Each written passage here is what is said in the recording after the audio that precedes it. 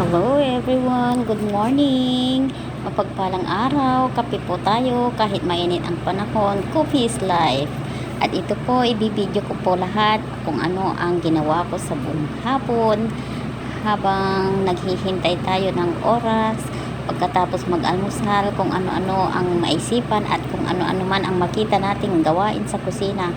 Kahit po ito po ay hindi inuutos ng amo kasi ang amo tulog maghapon, kino-concern ko na po yun sa sarili ko at ako na po ang bahala sa lahat kung ano man po yung ginagawa ko na po na parang bahay ko na kung ano yung dapat linisin kahit hindi ka nautusan, ginagawa ko na lahat.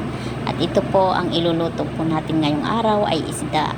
Yan, nilagyan ko po ng lemon po yan, pero yung iba po yan nakababad na, hindi ko niluto ng mga una, nilagay ko sa freezer at nilabas ko. Pero ito, bababaran ko, lagyan po natin ng masala.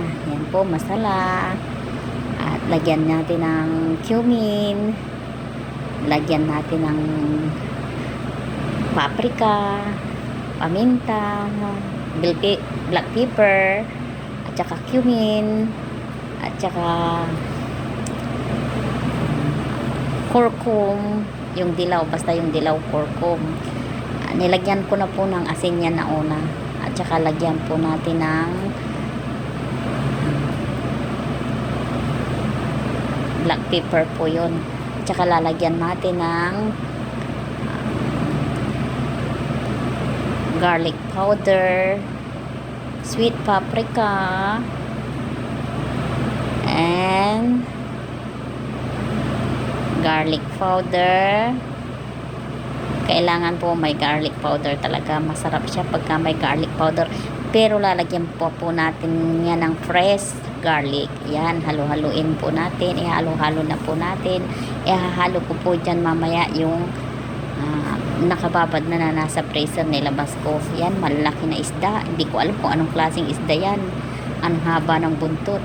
Ayan o, yung nakababad na po yan, hindi ko niluto yan nung una, kaya binukod ko, nilagay ko lang dyan para ano na siya, matanggal yung ice niya. Yan, halo-haluin po natin, lagyan na po natin ng mga ricado niya at hahayaan lang natin yan na nakababad.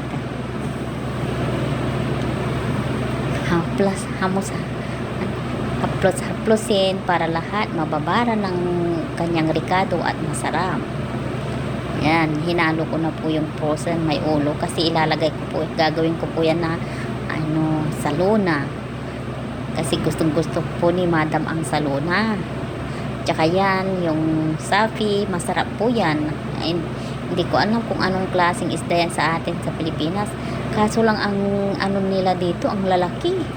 Tsaka habang nakababad yung isda, hinihintay natin yung oras, kasi sa hapon ko pa naman yun iluluto, kasi ano sila, fasting sila.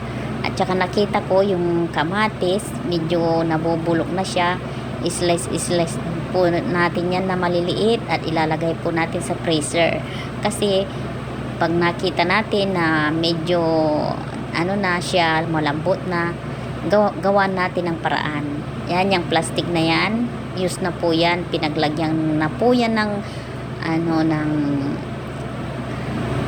sambusa, kaso malinis pa kaya hindi ko tinapon. Nanghihinayang naman ako, concern lang, kahit hindi ako ang gumagastos, hindi ako ang bumibili, inaano ko sa sarili ko na para walang masayang, kasi pwede pa namang gamitin yan. Kumbaga, pwedeng gamitin ng kung yung mga ganyan na klase,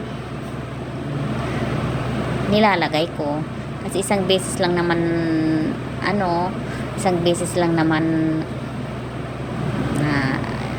ginamit yan, malinis pa, sambusa, kaya nilalagay ko yan sa freezer, tinatago ko, hindi ko tinatapon kasi sayang. Ganyan po, concern lang, kahit hindi ba tayo, kahit katulong lang ba tayo, nakikita mo yung amo mo nagtitipid, kaya parang nararamdaman ko na rin yan, sayang din.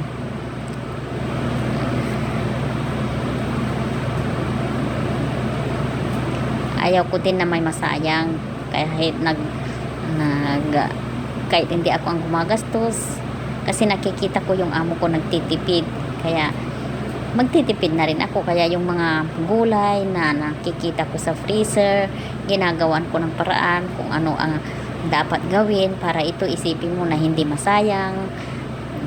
Maglilinis ka ng ref, itapon ang dapat itapon, at yung gagawan pa ng paraan, gagawin ng paraan. Yan, o yan o. Kasi kung pinabayaan mo lang yan sa ref, wala na, mabubulok na. Yan, ganyan ang gagawin ko. Ilalagay sa freezer. At tapos, pag walang fresh na tomato, just in case na kailangan mo, gagawin mo. Yan. Ano yan? Luya yan. Luya, ginger. Ganyan din po ang ginagawa ko sa ginger. Kasi ang ginger, kahit nasa labas yan, nasa ref yan, pag matagal, mabubulok din yan. Yan ang ginawa ko. Niyayad-yad ko, tapos nilalagay ko rin sa plastic, tapos nilalagay ko sa freezer para walang masayang.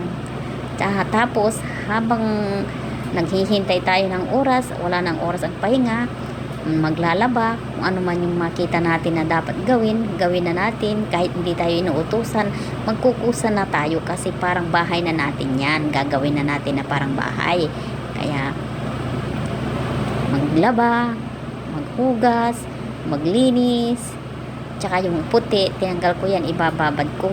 Kasi kung may makita ako na, pag mamamalansya ako at may makita ako na dumi, yung mga dilaw-dilaw sa kilikili, parang hindi ako success, hindi ako comfortable na plansyahin. Kaya ang ginagawa ko, binababad ko po yan sa mainit na tubig, Tide. Tapos yan, naubusan pala ako ng sabon na Tide, kaya magre-refill muna tayo. Para ang ginagawa ko, para maglalaba ako, bubuksan ko yan, kuha na lang ako ng kuha. Kasi pag nandyan siya sa plastic, mahirap siyang dukutin. Yan yung binabad ko. Kukusutin ko po yan. Kasi yung mga, yan, nakusut ko na yung iba. Kasi pag hindi mo yan kusutin, yung mga naninilaw sa kilikili, kahit nakababad yan sa mainit na tubig tsaka sabon, hindi po yan matatanggal. At tsaka yan, gumawa tayo ng custard. Every time na fasting si Baba, gumagawa ako ng custard kasi yan ang kailangan niya.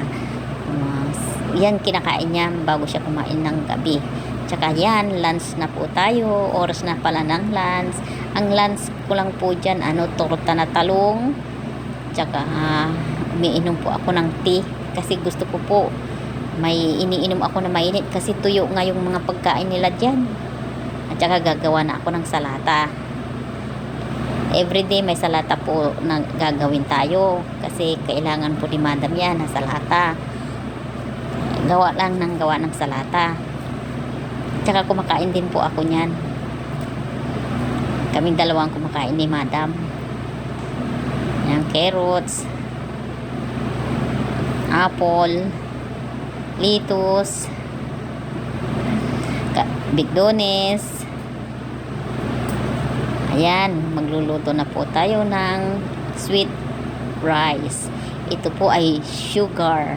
Ipapa-brown po natin. Yan, hanggang mag-brown na. Ayan, lumapot na. Yung parang gagawa ka ng syrup. Yan. Diyan po natin iluluto yung kanin ni Baba. Kumukulo-kulo. Ang usok-usok. Masarap po yan. At saka lalagyan pala natin ng syrup na tamar. Date syrup. Para mas lalo siyang mag-brown. Yan po siya. Tapos pag kumulo na, lalagay na natin ng bigas. Nagluto rin pala ako ng white na rice. Kasi yung bunso, ayaw niya ng red. Tsaka shorba. Every time na fasting sila, may shorba lagi. Yan na po, magpiprito na po tayo ng isda. Time check po yan, 5:30 na ng hapon. Nag-umpisa tayo ng umaga. Hindi na pala ako nakaakyat dyan. Hindi na pala ako nakaakyat na nagpahinga. Yan na po yung sweet rice. Hindi na pala ako nakaakyat. Kasi ayan po, umuusok. Yan yung powder cinnamon. Tsaka nilagyan ko ng suka. tsaka tubig para matatanggal po yung amoy.